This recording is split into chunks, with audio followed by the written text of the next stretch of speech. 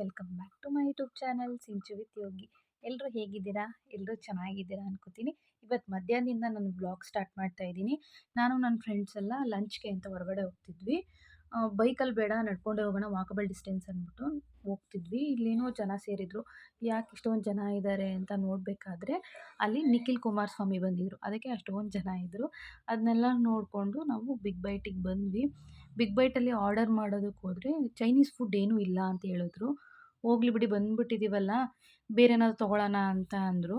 ಅದಕ್ಕೆ veg pizza ಮತ್ತು French fries ತೊಗೊಳ್ಳೋಣ ಅಂತ ಡಿಸೈಡ್ ಮಾಡಿದ್ವಿ.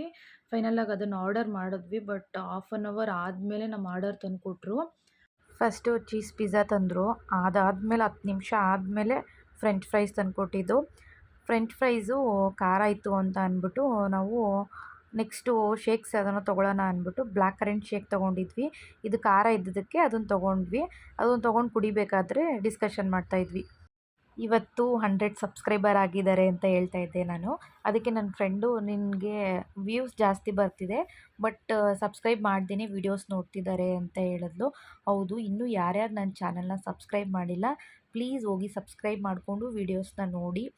ನಿಮ್ಗೆ ಯಾವುದೇ ಥರ ವೀಡಿಯೋಸ್ ಬೇಕು ಅಂತ ಕಮೆಂಟ್ ಸೆಕ್ಷನಲ್ಲಿ ಹಾಕಿದ್ರೆ ನಾನು ಆ ವೀಡಿಯೋಸ್ನ ಮಾಡೋದಕ್ಕೆ ಟ್ರೈ ಮಾಡ್ತೀನಿ.